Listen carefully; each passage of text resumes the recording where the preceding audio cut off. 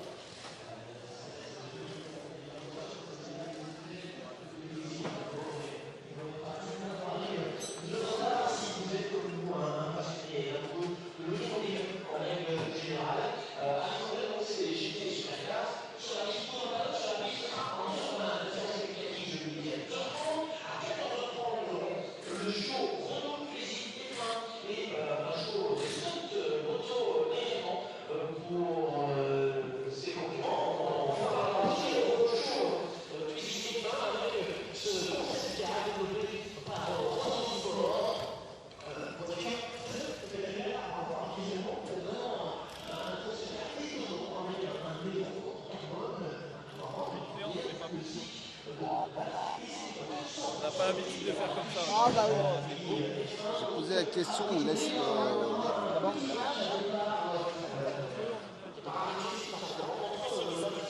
Now there is an offset.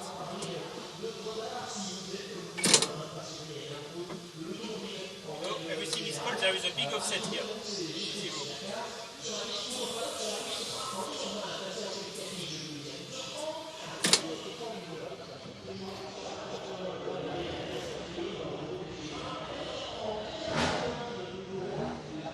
I'm down here just going to have a little chat with Yves Maton from Citroën.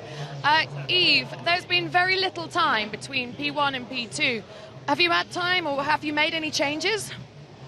It's a practice then for sure. We debrief what happened on the first one, and we will continue to trying something on the second one just to work for the qualifying. Ben and I were just talking a moment ago. What has made the cars so much faster than they were here last year?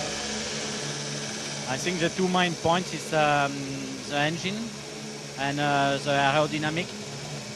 For sure, the other teams work a lot during the winter on the aerodynamic, but still I think our engine is not so bad. And do you think the track conditions have changed here from last year as well? Yes, it's more dirty. It's really dirty, and okay, it's not so warm for the moment. Last year it was the temperature were much higher. And we know that that will change. Great.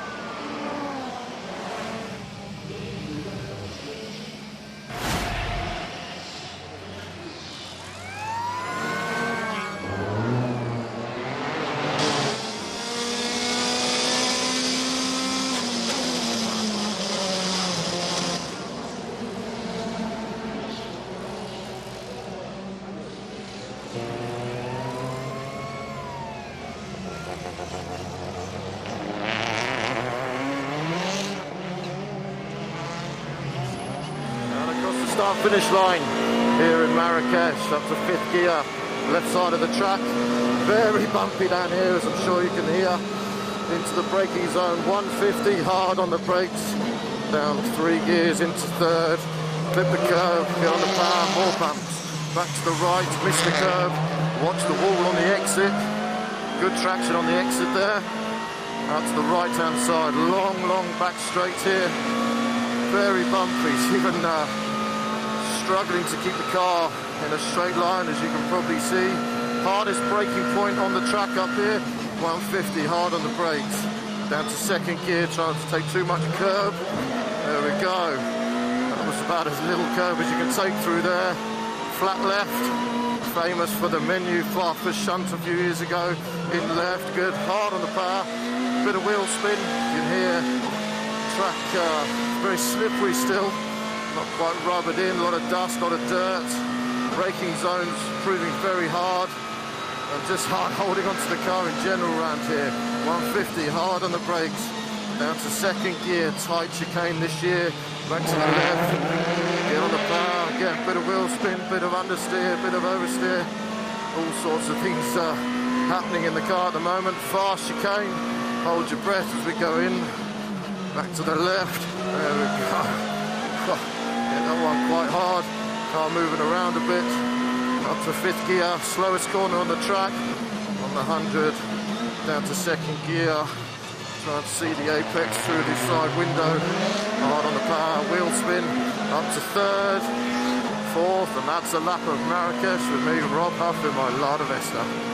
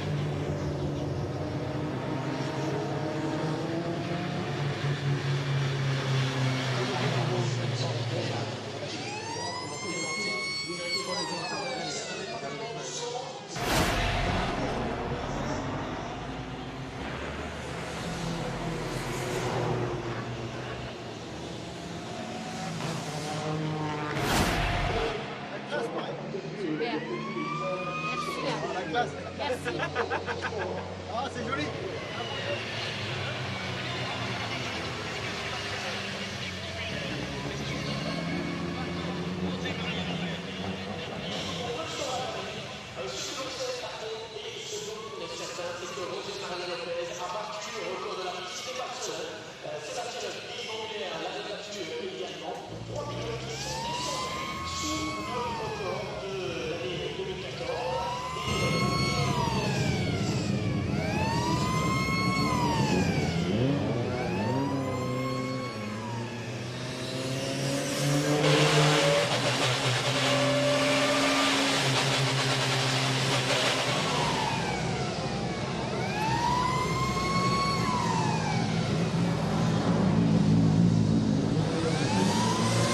Remarkably little damage on the front splitter and front nose, considering he nosed into the tyres. Front nose, what, as opposed to his rear I always nose? say that. In fact, the bumper looks completely undamaged. That's remarkable. Well, that was deviation there, Ben, I'm afraid. So, Harry Volkard, you now have 4 seconds on which to talk about Rob Huff's incident. Oh, hesitation. Back to you, Ben. 2 seconds on the clock. Everybody comes back in. The session was pretty much finished anyway, so another minute and 26 seconds. I don't think anybody's going to learn anything. You can see the deformation in the barrier there. There's a gap behind, so even though it's pushed it quite far back, there is a gap beforehand. So it's just pushed the tyres, which I guess is why it's not caused loads of damage, even though it looked quite hard. Now, when the lookup starts, he's on the black bits, the rubbery bits. You hear a click there. It's almost like a disc snapped or something. Yeah. I wasn't sure whether that was him shunting down the gears. I mean, that's the first thing, isn't it? You know, down the box, bang it down the box, try and get the gearbox to lock the wheels if the brakes won't, and then haul on the handbrake and try and go in backwards. There wasn't time for that. I'm pretty sure he also saw a feathered friend, because there was a certain exclamation just before he hit the tyres that sounded a bit like duck. Ah. Now, the problem, and every modern car owner who's had a little traffic bump and then takes it to a body shop and finds out it's going to cost 1,400 quid to fix, is that the bumper is, or the front panel in that case, is strong enough to remain intact. What it does, of course, is just transmits the shock further back into the car. So the first thing that happens is that front bodywork comes off, and they then try and see, are the mounting things all in the right place so that you don't send him out of the pits and then have the entire nose drop down onto the road and cause another crash.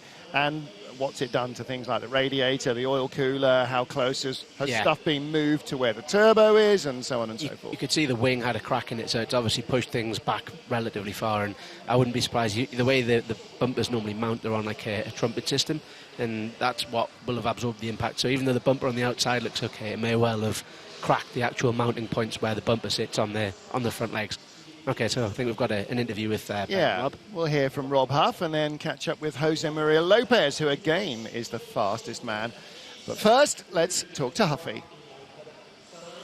We're in a very privileged position to hear Rob Huff's radio throughout the session. Thank you very much for talking us around the lap. It was very, very good. Sadly, ended up in adding some pink to your car. Yeah, not really sure. I mean, as you can see, there's a lot of oil over the front of my car and all over the window. So I'm not sure whether we've dropped some oil or someone's dropped some oil, but just going into the, I don't know what it turned 6-7 there, hit the brakes and the fronts just locked straight away immediately, and that's very strange for her. There, came off them, went back on them, locked again. It was only when I was off the line that I got some grip back under braking. Obviously went through the tyres, but quite a soft tyre wall, so got a bit of damage, but I'm sure these boys will get it back together. But up until then, the car was going really well. You know, it's responding well to changes, and we're improving this Vesta every time we're driving it, and that's the main thing. Thanks, Rob. Well, Alex is with Jose Maria Lopez. Down here with Sebastian Loeb, who has been putting in some superb laps out there. What's it like? What's the difference between P1 and P2? The time. Thank you, Seb. What else? What else? Difficult to say. It's only 1/10 something like that. So it's not a massive difference, but Cheeto is again very, very fast. I tried hard. Feeling with the car is good. Just some few little adjustment now for the quali, and I hope we will be ready. And the track conditions, how have they changed? Every time I think when we go out, it's a bit more dusty, and then we clean the track again, and at the end of the session, it's getting more grip. So I think it can be also the same for the quali. Thanks, Seb. Very good. One-word answers, gets a slap from Alex. Very good. Well, it was a gamble. I guessed on Jose Maria Lopez, and since we spoke to him after the first session, we talked to Seb Loeb instead. And Harry, as the temperature rises, but the track gets cleaner, sort of a balance there. As you said, only about 1/10 quicker than in the previous session. So we're seeing more grip, but higher temperatures mean less grip. So the feel remains the same pretty much, I suppose. Yeah, well, you lose a little bit on the straights as well. The cold air this morning would have given them a little bit more straight line speed. As you say, that when the track gets, I think at the minute you've probably got pretty much ideal conditions. You know, this afternoon in qualifying, the track will be getting a bit hotter. Won't be anywhere near as hot as it will be tomorrow, but once the track gets over a certain temperature, then it starts to slow you down, and everything starts suffering, your tyres and your brakes and everything that we know about. But also your engine is sucking in really warm air, and we were talking to one of the Chevy drivers earlier, talking about the differences of the pickup points, and the Chevy picks its air up low, which is where a lot of the heat hangs around, which they think costs a couple of tenths of a second with each degree that the track temperature warms up. Well, that's it for free practice 2 from here in Marrakesh. You can join Alex Le Gouy, Ben Constanduras, Harry Folkard and myself, Martin Haven, for qualifying, which will be live at 11:30 Greenwich Mean Time, 12:30 British Summer Time, 13:30 CET. Make the calculation for your own time zones. Join us for that, all the action from Q1, Q2 and Q3 here in Morocco. Until then, goodbye for now.